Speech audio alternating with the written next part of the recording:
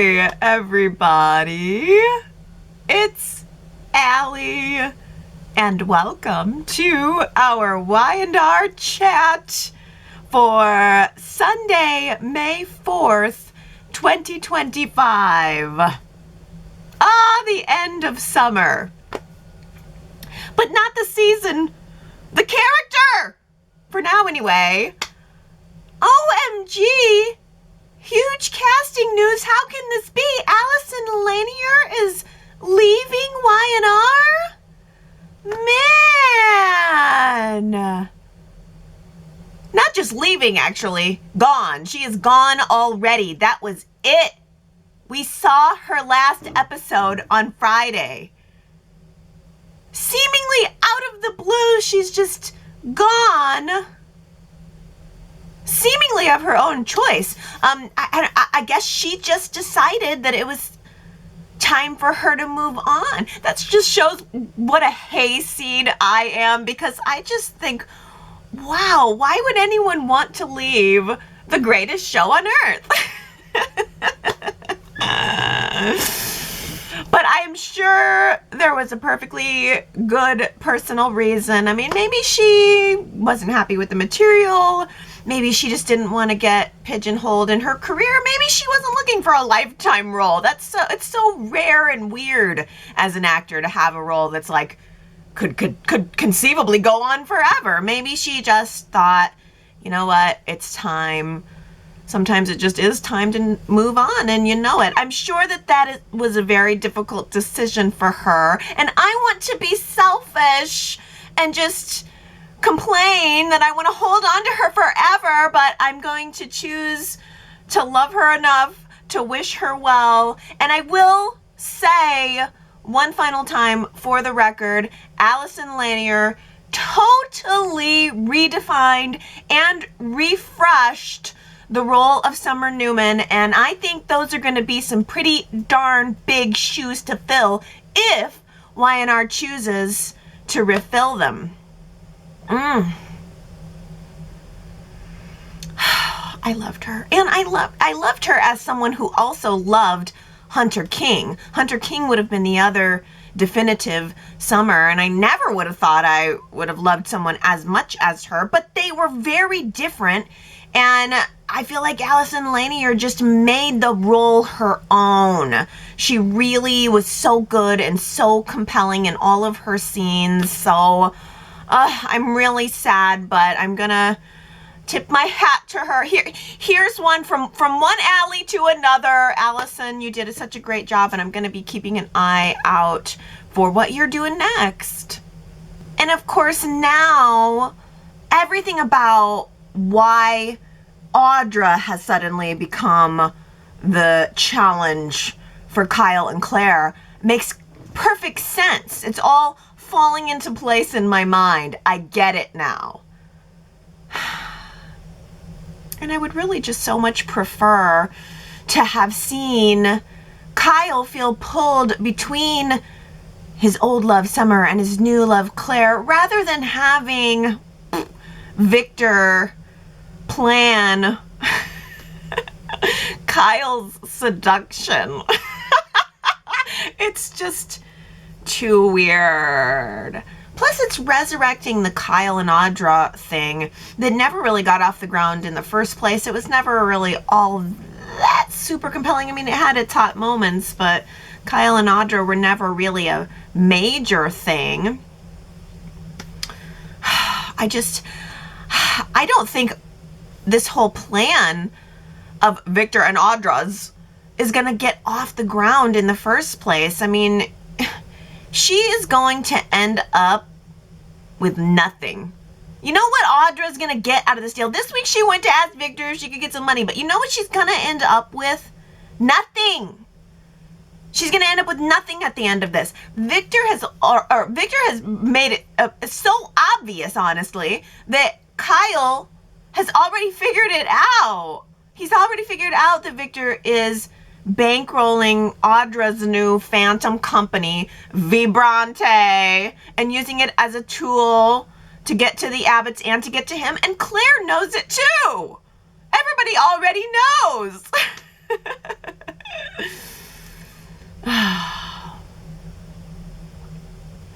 I do really enjoy seeing Kyle get a chance to be smug, because he's really fun when he's working against a rival that is in his own weight class. You know, he was fun with Audra this week, just going back and forth, and him not being afraid to pull the punch, and her either. But it just feels like it's all over already, almost over before it even began. Audra has got too much going on. She does not need any of this. She does not need to be involved in Kyle and Claire's relationship mess. Audra has Amy, she has Nate, she has Holden. It is clear that Y&R is developing some whole backstory about what happened, what actually happened between Audra and Holden, some kind of secret that she is keeping about their connection. And it's clear that Audra's real story is with Holden. That's where she's meant to be. Lily tried sniffing it out this week. She tried finding out what was going on between them. She approached Holden very abruptly, asking him what was going on with them. But, you know, he didn't give anything. Of course she didn't get anything out of him. Holden's whole entire job at this point is to just sit around the athletic club all day, taunting Audra silently. The women of Genoa City are making some very questionable career choices right now. Audra's got the whole weird deal with Victor. And now Sally and Chelsea are both throwing away their entire design careers to go work with their boyfriends? I don't know, man.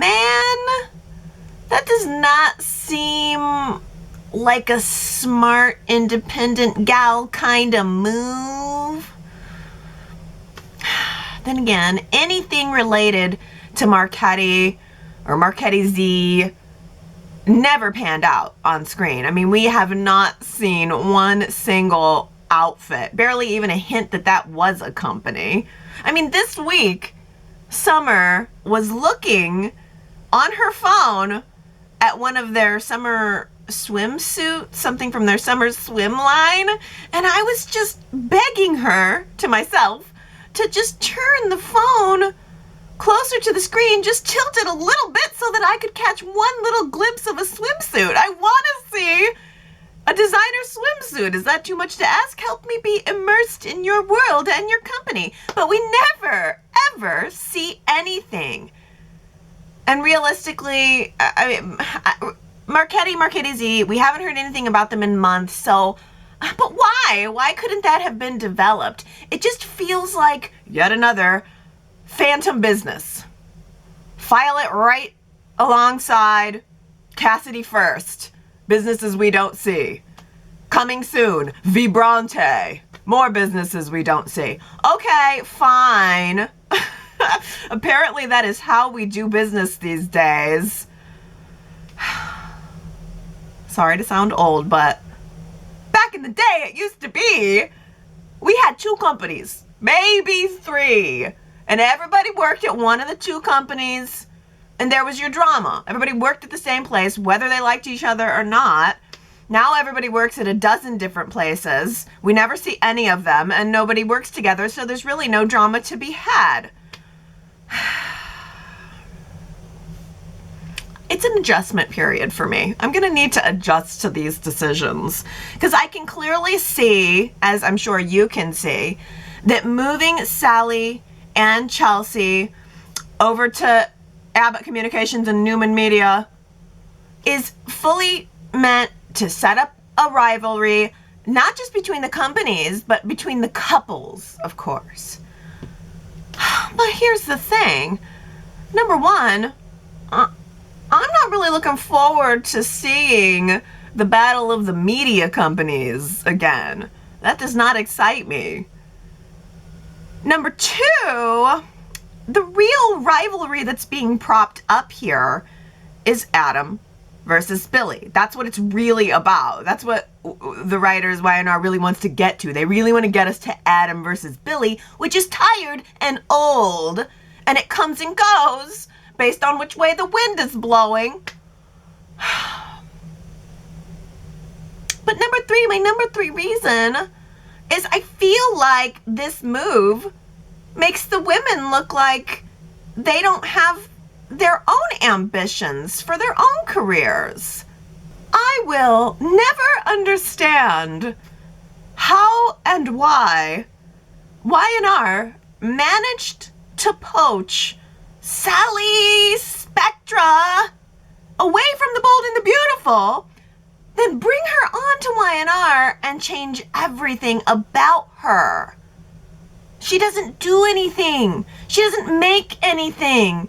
It's Sally Spectra. The name alone is soap opera gold. She is literal soap opera royalty. It just doesn't get more bona fide than that. And Y&R wastes her. They just waste her. And now they're shoving her into a media company where she's probably going to run a fashion platform. Woohoo. Give her a fashion blog. That'll be enough. I don't get it. I don't need Y&R to be B&B. I'll just watch B&B if I want some B&B. But the fact of the matter is, viewers want and need something tangible. They need characters they can know who they are, know what they're about, and hold on to that. I feel like Y&R already knows that. They've already responded to that by adding in our new sets, refreshing our sets, doubling down on the sets. They know that's what the fans want. They know we want immersion in the world, and so they're giving it to us, and the fans have appreciated it, I feel. And so I think the fans would appreciate knowing who the characters really are, seeing something from some of these businesses, and just being able to watch it come to fruition. I mean, media? I mean, what are they going to produce with media? That's just such an ugh to me. Ugh. There, I said it. Ugh. I mean, the whole drama with Billy and Phyllis, and now Sally taking Phyllis's place. I could not even wrap my brain around all of that drama this week because I have no idea what they're even talking about. What job? It all just seems like so much bluster around hire me, hire my son. I have never heard a single word about what the actual plan is for the company. And I think that's because the plan is to have Abbott Communications, Billy, go after Newman Media, Victor and Adam.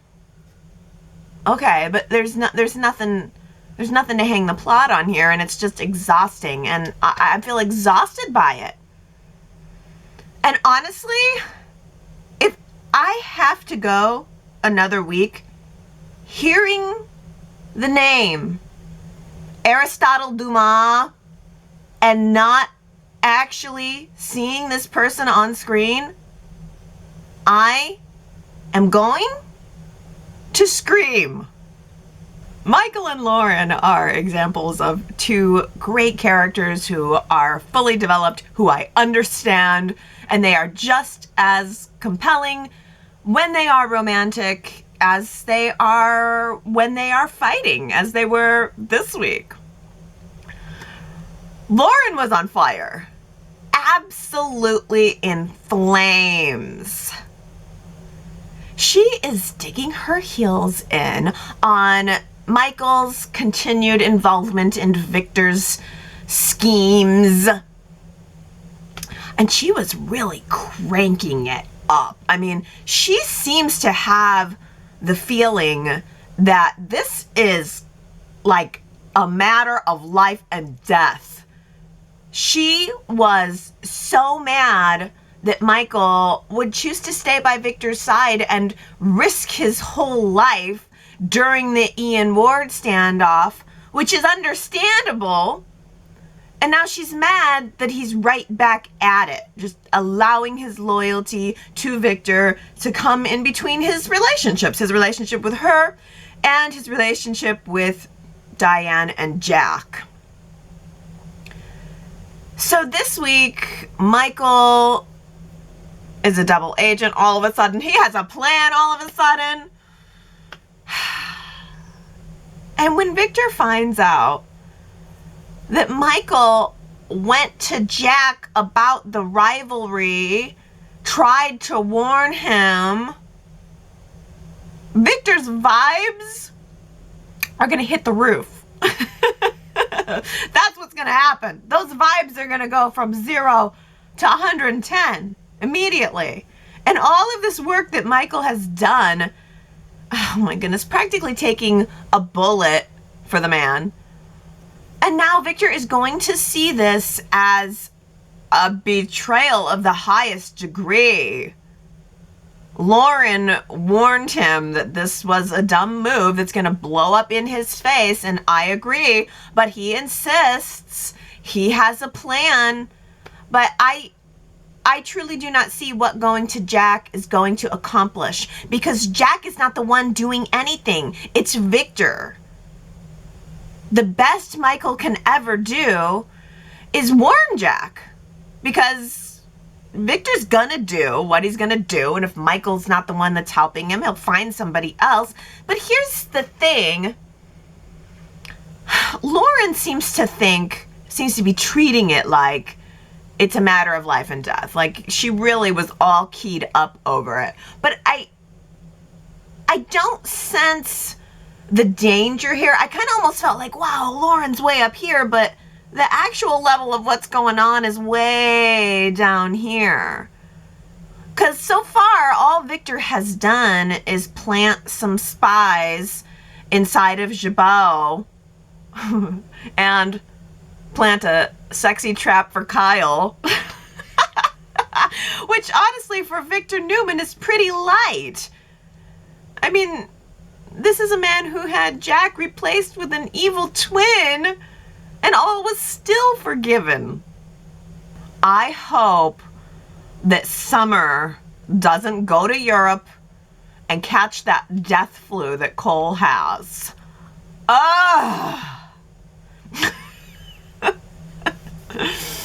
Great. Just great. Cole has brought the latest super virus back to Genoa City.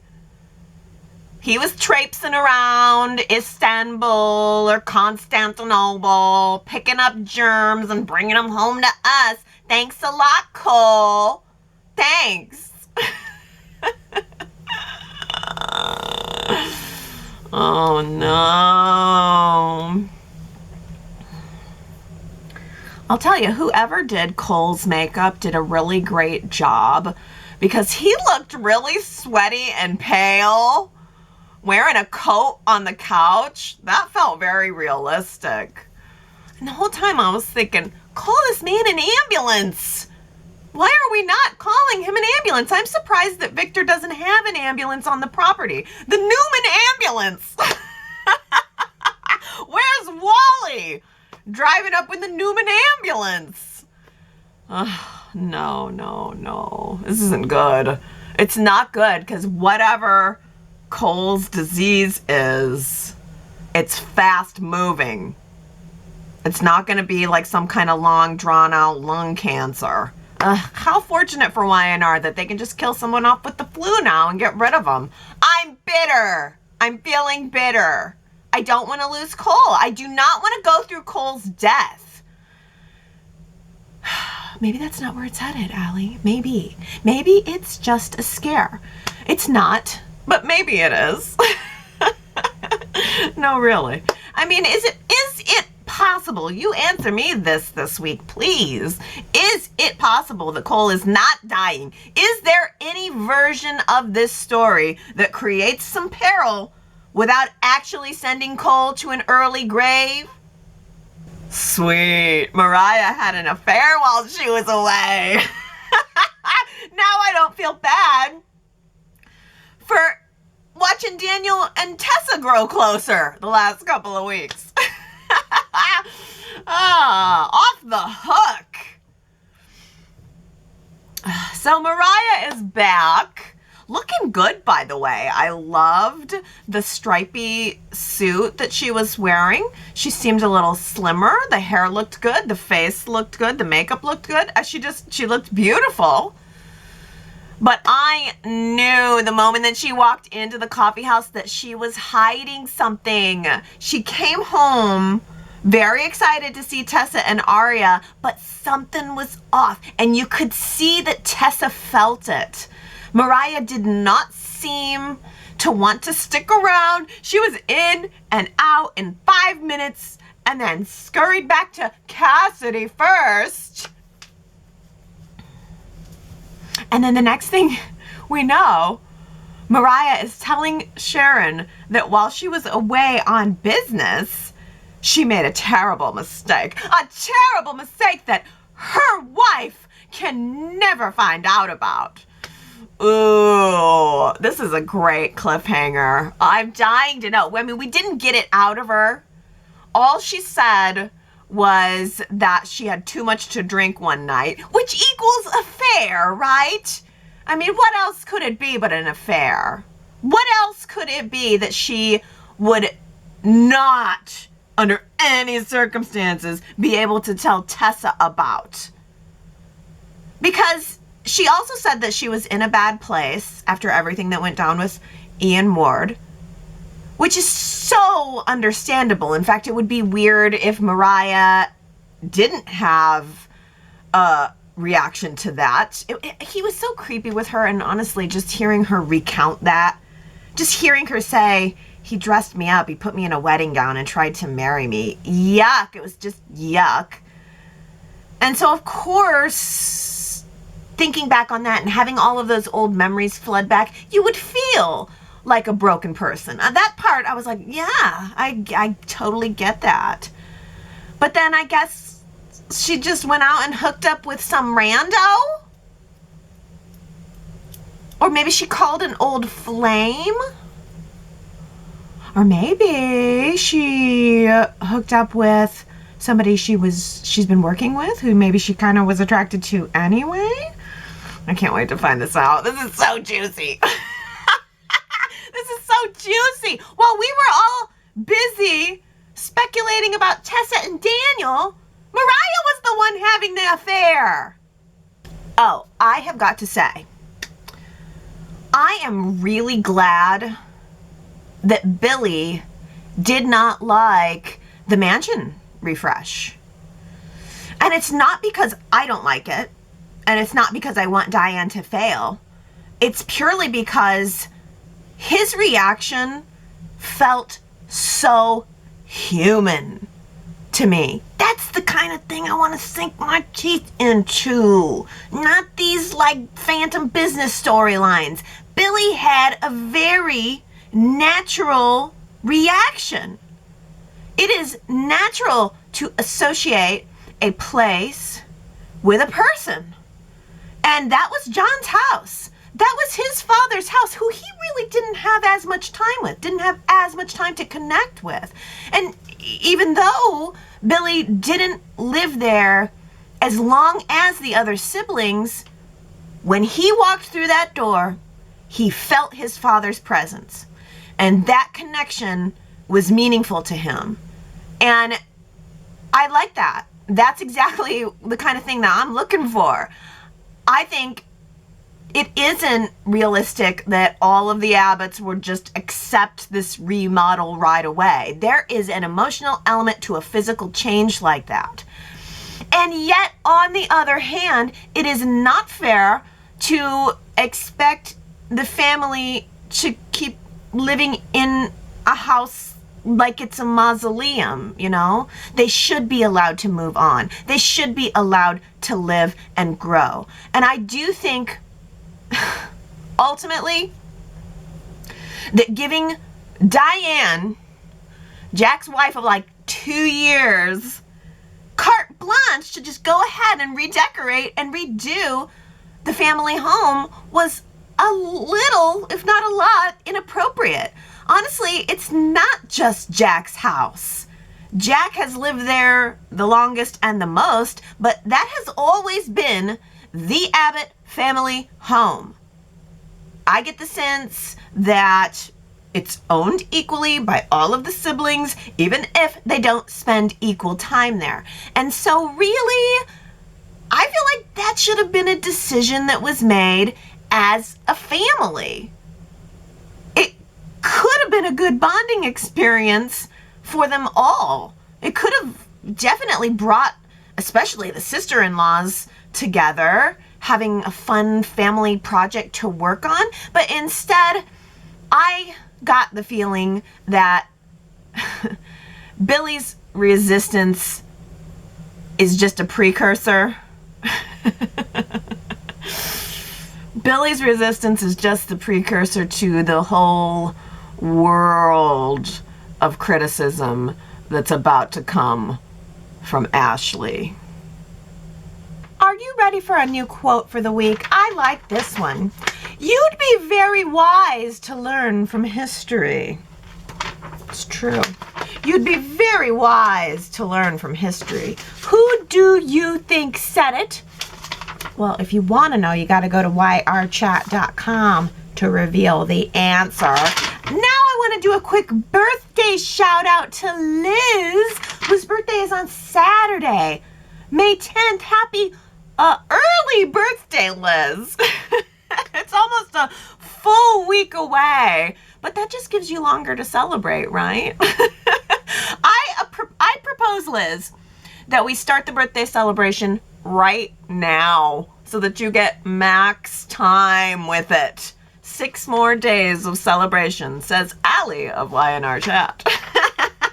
Happy birthday, Liz. I want to move on next to the poll from last week where I asked you guys if you like the Abbott Mansion refresh. Hey, 81% like it, approve. Only 19% did not approve. Let me start with a comment from good old Marky, who says, there is something about the portrait above the fireplace. A gift from Dina to John. 1956, about the time when Jack and Ashley were conceived or born. And a note attached, a reframing. Who is she? I predict a mystery. And I pray for a better story than the Emerald of Love, that's Teardrop of Love, or the Catherine bequeathing a music box. Oh gosh, yeah. But there is a mystery just the same. Diane's involved, so maybe there'll be some new embroidered pillows somewhere within the Abbott house. Ooh, that was deep, good old Marky. Deep! But that portrait just still does not wow me. That is probably my least favorite thing about the living room. I hope it leads to a mystery, and then we can put the mystery to rest and put something else above the fireplace. Sue W does not like the refresh, just saying ew, no. Or no. But Tony says, this is what I see. I do see the bar. If you look at the lower edge of the picture, you can see the crystal top of the decanter. Well, what that is, though, is a table. It's a little round table sitting in between the two chairs. It's not a full bar. It was just the table. They have an alcohol table. They have a table where the drink tray sits, but it's not the full bar. Well, Tony says the furniture is arranged the same. It's just different furniture. The sofa color, according to Crayon, is purple pizzazz. I wear pink every day, but don't prefer it as my home decor. My first pop-in thought was that it looks too dark, too cluttery, too much like early 1900s cigar lounge. I still think it would have been amusing if it had just been done like the ranch. Time for a new wife, Tony says. Purple pizzazz. Wow, wow. This is funny too. Sharon W says, there was quite a dilemma at the Abbott Mansion over the weekend. Everyone was in a panic. They were frantically searching for an item belonging to Harrison. After searching the entire mansion, they finally found it. It was Harrison's circus tent playset. You would never guess where they found it. Lying in the center of Jack's new sofa. It was a perfect match. That's snarky in the best way. So you think the couch gives circus vibes. So we have 1 vote purple, 1 vote circus. Let's see what else we got. Connie says fan gossip. I saw a post that had multiple photos and angle shots of each room of the new mansion set. The fans commented the most about hating the drapes in the dining room. They definitely noticed the pink couch. Sorry, Allie, no red referrals. And the sofa views were mixed with dislike in the lead. The foyer was definitely a fan favorite and got the most praise. The least favorite was the dining room, but the overall sentiment was very positive, and the one criticism was that it still felt dated. I'll definitely be checking out those photos again.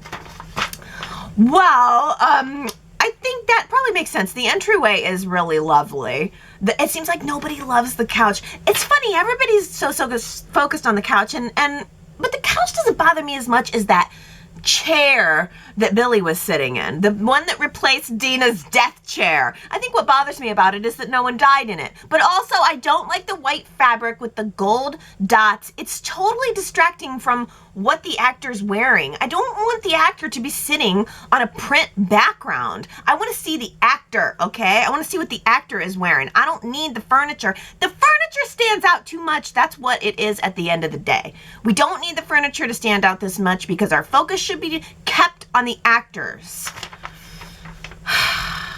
And yeah, that dining room. Look, we took a look at it again, and I was like, man, that dining room don't look nothing like the previous dining room. Oh, well. Let's see. Marianne V says, I like the Abbott refresh. The changes are subtle, and it looks similar to the original. I thought Diane did a good job. It does look similar to the original, especially in the main room.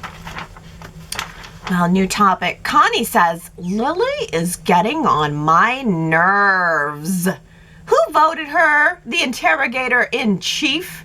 It seems that no one is trustworthy unless they answer her questions and answer them to her liking.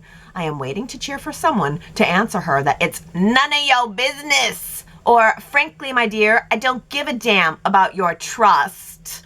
Ooh, Connie, letting her have it. And apparently next week we're going to have more Aristotle Dumas mystery. Damien told Aristotle Dumas that Lily wants to meet with them. Just blah, blah, blah. Get to it. Tired of waiting. Oh, Victoria says, it was nice to see Victor at the coffee house today. I can't remember the last time he purchased his own coffee. Victor seemed to have a bounce in his step. Yes, Victoria, I really honed in on that too. It was great to see him up and about, you know. I mean, he spends a lot of time at the ranch these days. We don't have the Newman office set back, although I think next week there were some scenes in the Newman media office, which I still miss Victor's office. I bet, if they ever redo that office, I'm gonna not be happy about that. But point is, it was nice to see Victor up and about in the coffee house. Steven says, by sprinkling his own drink, Victor shows he's the billionaire man of the people. Saving the planet by bringing his own crockery, that's a step too far. Yeah, a billionaire of the people. He's not above picking up the cinnamon shaker and dashing some into his coffee. I was shocked that he wanted cinnamon in his coffee. That to me was like, really? I can't imagine him taking his coffee any other way than black for the Black Night. Well, Diana says, I will really miss Cole if he's killed off the show. I realized that I found his storyline the most compelling this week. I was happy to see him, and I want to find out what's going to happen with him. His character is so likable, and he has so much history on the show. I hope he's going to be around for a long time. Me too, Diana. And as you said last week, there's so much potential for him to get involved with, you know, Ashley and Victoria, or even Nina if she came back. Cole comes with a lot of cool potential that I really hope they don't just kill off. But Sherrod has an interesting comment saying, I suspected it last week, but after Wednesday's episode, I am more convinced that Cole is working with Victor to keep Claire from moving in with Kyle. Ooh. Oh, please. Please, anything to keep Cole alive. I am for it. So here, yeah, so that is an very interesting theory, because if Cole is working with Victor, then maybe he's gonna just lay up sick at the house, and then Claire's gonna feel like she can't go anywhere. She's gonna want to stay in the home, making sure that her dad's okay.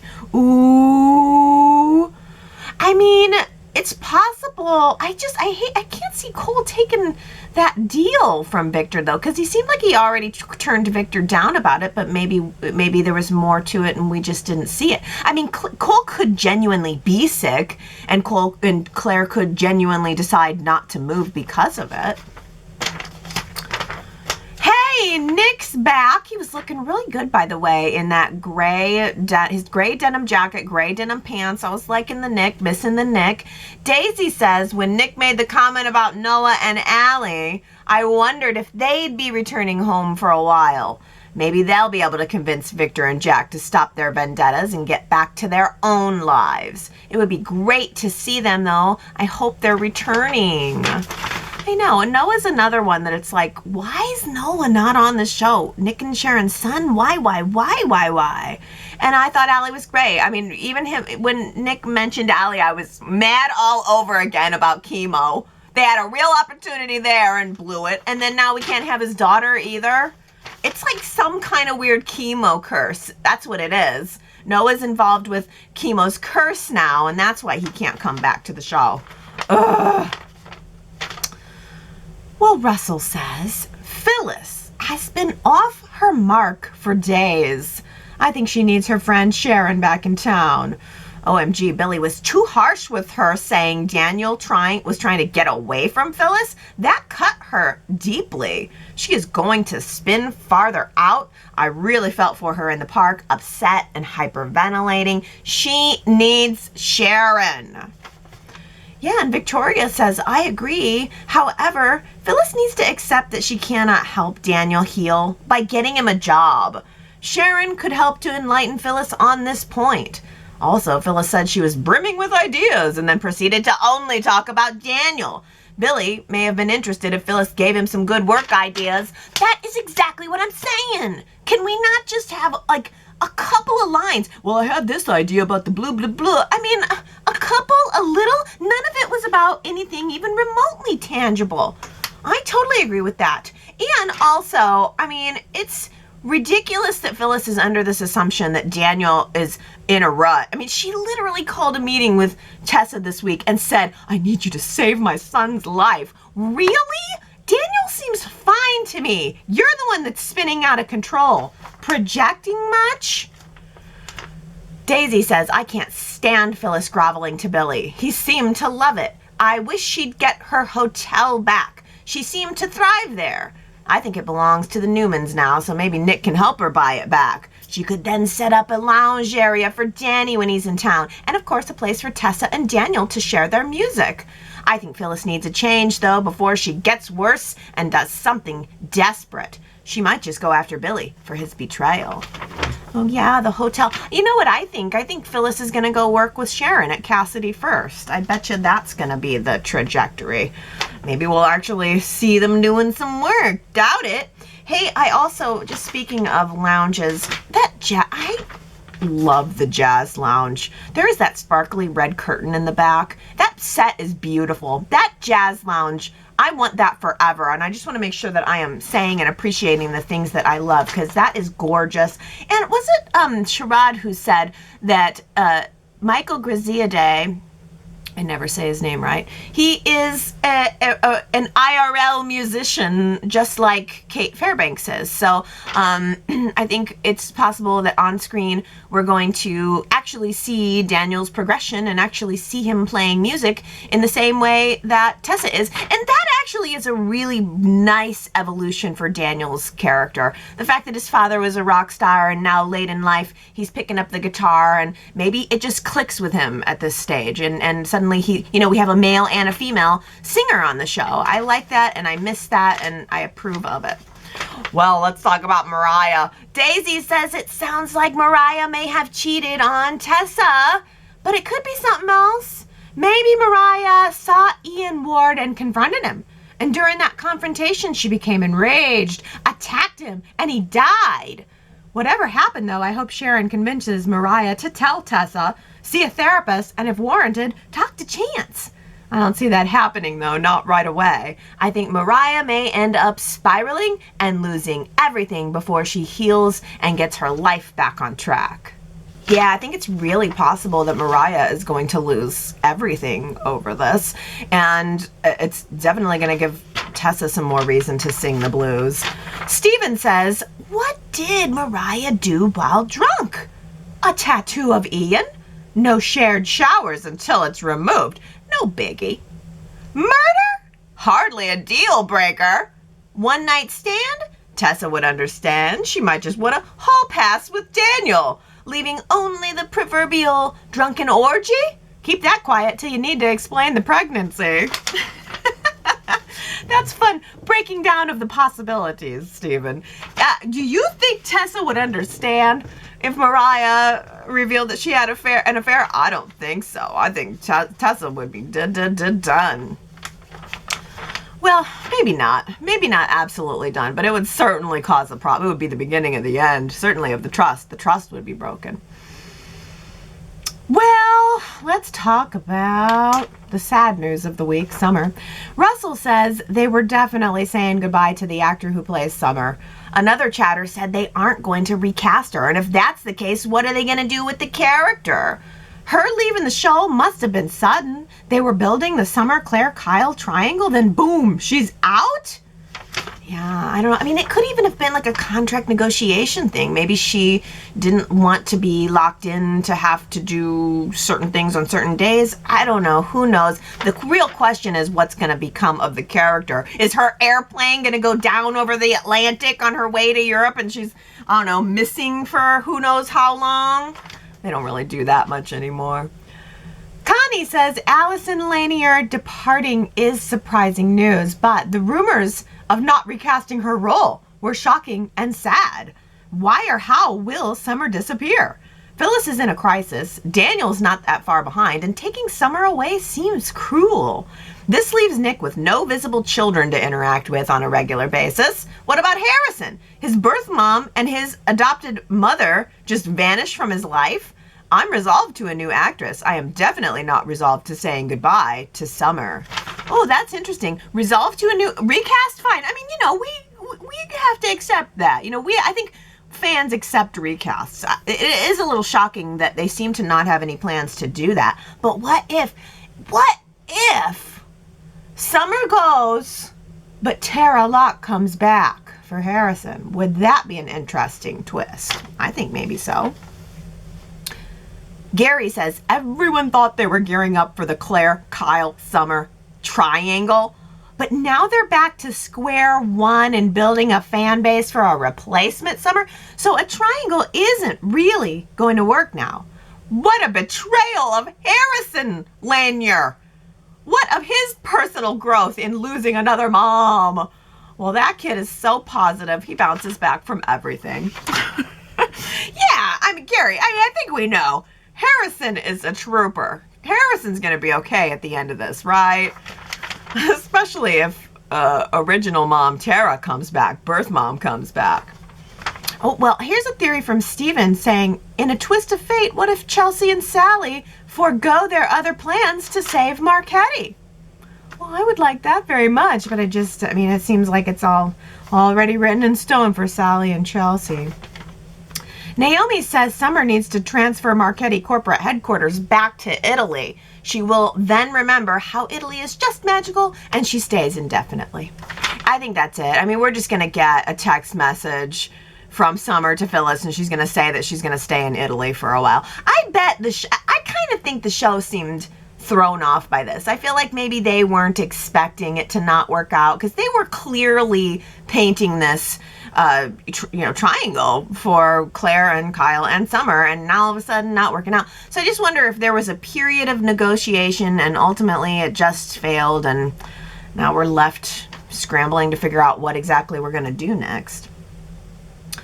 Well, Gary says the grass is not always greener on the other side for Chelsea and Sally. Two women surrendering their satisfying careers in what they love to please a couple of boyfriends. Thank you, Gary. Thank you for saying that, because I was thinking, am I overreacting? But no, it does feel like you had great careers. You had exactly what you wanted. You both fought to be there. You're both born to be designers. That feels like their passion. Sally and Chelsea, they're passionate about designing, and now they're both just like, I have this really great opportunity. Everything's going really well. I think I'll just go work at my boyfriend's media company. It feels off. Victoria says, Sally was right when she implored Billy to give her specifics about her potential position at Abbott Communications. It sounds like a scam so far. There are only a few details. Billy loves to give superlatives and generalities to describe his company. Abbott Communication has no employees, no product, and no offices. Y&R finish this out soon, or give Jack back his investment. Boom! You know I feel good about a comment when I do that. With the paper. I mean, that's exactly it. There's never any specifics, so I'm not surprised that Sally didn't get any. Connie says, I am having trouble focusing on the scenes at the athletic club bar. Candles burning in the background are distracting me with flickering in the mirror because they're next to bottles of alcohol, and I worry about the obvious fire hazard and city code violations. Oh. Those are the fun little moments. It's like the lady in the yellow dress last week or the week before. There's little things that sort of catch your attention, and that's fine. It's fine enough because it sort of adds to the environment, you know? Victoria says, what I can't get off my mind is Sally sitting beside Billy all sweaty. Why didn't Sally pop upstairs and come back down in fresh clothes? Sans makeup if in a hurry. Also, the athletic club must have a very lenient dress code. How about that athletic wear? OMG, the two ladies looked beautiful. I mean, I loved that. I like that sense of working out, and I would love to have a gym set. But, I mean, really, come on. If Sally did any kind of actual workout, she needed to toss a towel down over that chair. Okay, everybody. That's a Y&R Chat. I hope you enjoyed it, and I hope you go to yrchat.com to leave your comments. Go to genoacitysoap.com to get some bonus podcasts, and come back next Sunday and see me again.